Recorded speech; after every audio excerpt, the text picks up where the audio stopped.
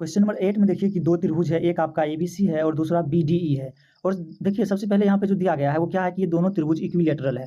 Equilateral का मतलब आप जानते हैं कि एक ऐसा त्रिभुज जिनका हर एक साइड आपस में बराबर होता है। उसके बाद थोड़ा सा आगे बढ़िएगा तो देखिए डी एक पॉइंट है और ये डी पॉइंट जो है ना वो मिड पॉइंट होना चाहिए किसका, बीसी का।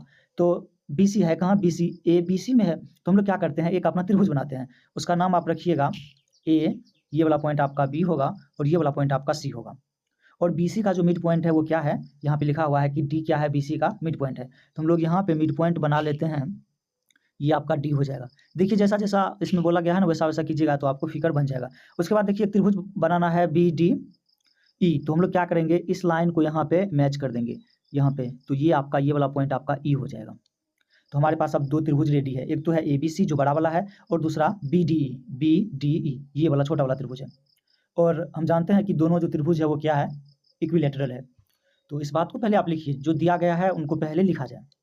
यहाँ पे लिखेंगे आप गिवन करके दिया है कि जो त्रिभुज है कौन सा त्रिभुज, आप लिखेंगे ए बी सी एंड त्रिभुज आपका होगा क्या है, बी डी ई हो जाएगा। बी डी और ये ई, ये दोनों त्रिभुज जो है वो इक्विलेटरल है। यहाँ पे स्पष्ट रूप से आप अंदर में कोष्ठ डाल करके या साइड में लिख दीजिएगा कि ये दोनों त्रिभुज क्या है, इक्विलेटरल त्रिभुज है। शॉर्ट फॉर्म का इस्तेमाल नहीं कीजिएगा एग्जाम सब में। उसके बाद देखिए इक्विलेटरल है तो हम लोग एक कंक्लूजन तो अपने मन से निकाल सकते हैं कि जो ए बी सी होगा, त्रिभुज ए बी सी ये हमारा सिमिलर हो जाएंगे किसके, त्रिभुज बी डी ई के। देखिए ये बात नहीं बोला गया है कि सिमिलर है, लेकिन ये बात बोला गया है कि इक्विलेटरल है। तो दुनिया में अगर दो त्रिभुज इक्विलेटरल है तो वो मतलब सिमिलर होगा ही होगा। इसका जो मेन कारण है वो हमने पिछले वीडियो में भी बताया था कि जो भी समबाहु त्रिभुज है उनके हर एक एंगल बराबर होते हैं, और अगर एंगल इक्वल टू है तो वो सब त्रिभुज एक दूसरे के सिमिलर हो जाएंगे। एक चीज़ और जो दिया गया है उनको भी लिख लेते हैं कि डी जो है वो बी सी का मिड पॉइंट है। डी बी सी का मिड पॉइंट है, यहाँ पे आप लिख दीजिएगा मध्य बिंदु है, हिंदी में है तो हिंदी में, इंग्लिश में है तो इंग्लिश में, डी बी सी का मिड पॉइंट है। उसके बाद देखिए हम लोग एक कंक्लूजन निकाल सकते हैं, अगर डी बी सी का मिड पॉइंट है, यहाँ पे डी वाला पॉइंट को आप ध्यान से देखिएगा, अगर डी जो है ये वाला, ये डी बी सी का अगर मध्य पॉइंट है तो हम लोग बी से डी का मान अगर आपको निकालना है, मान लीजिए कि आपको बी से डी चाहिए, तो बी से डी इक्वल टू हो जाएगा 1/2 बी सी, चूँकि जो पूरा होगा उनका अगर आप आधा कर देंगे तो बी सी डी होगा। देखिए मिड पॉइंट का मतलब है कि ई वाला पार्ट इक्वल टू होगा, अर्थात बी सी को डी दो बराबर भाग में जो है ना वो विभाजित करेगा। तो अगर आप इसे लिख लिए हैं तो हम लोग थोड़ा सा आगे बढ़ेंगे।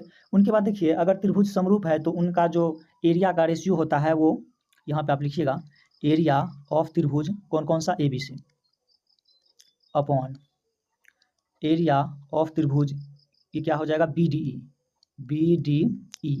तो अगर दो समरूप त्रिभुज के जो एरिया का रेशियो होता है वो उनके संगत साइड के जो स्क्वायर होते हैं उनके रेशियो के इक्वल टू होते हैं। तो ये आपका B D A B upon B D का स्क्वायर हो जाएगा। देखिए संगत साइड को एक बार आप देख लीजिए, देखिए संगत साइड हमने लिया है ए से बी, ये वाला साइड ये किसका है, बड़ा वाला त्रिभुज का है। उनके बाद लिया है मैंने बी से डी, ये छोटा वाला त्रिभुज, तो इसके जो स्क्वायर है इनके रेशियो के इक्वल टू हो जाएगा। उसके बाद अगर आप यहाँ देखिएगा तो बी डी का वैल्यू आपको यहाँ से मालूम है, बी डी का जो वैल्यू है वो कितना होना चाहिए, वो होना चाहिए हाफ बी से सी।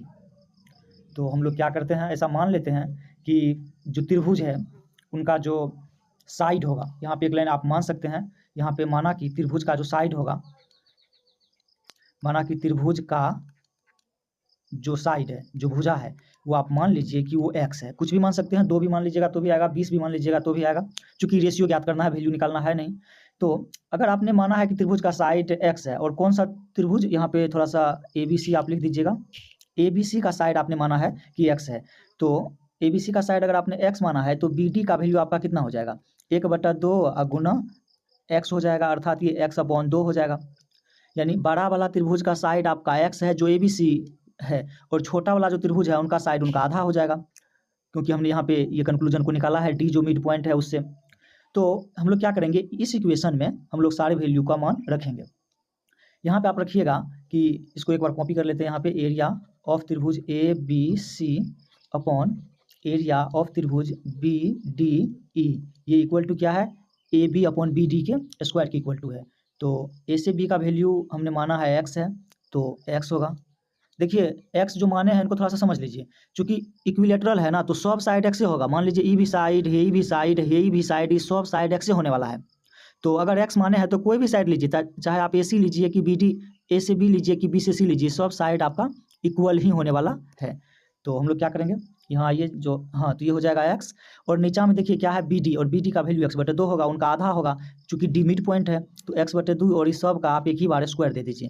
तो ये आप देखिएगा ये होगा x square upon x square देना है, x स्क्वायर और अपॉन 4 हो जाएगा। तो E4 जो है ये नीचा में है, तो इस सबसे ऊपर 4x स्क्वायर अपॉन ये हो जाएगा आपका x स्क्वायर। तो ये हो जाएंगे 4, और ये x स्क्वायर कैंसिल, 4/1 लिखिए, इसको आप लिख दीजिएगा 4:1। तो जो ऑप्शन है ये ऑप्शन हमारा आ जाएगा, इसका जो आंसर होना चाहिए वो आपका ऑप्शन नंबर C होना चाहिए। इसे नोट कीजिए। एक बार हम थोड़ा सा जूम इन कर देते हैं।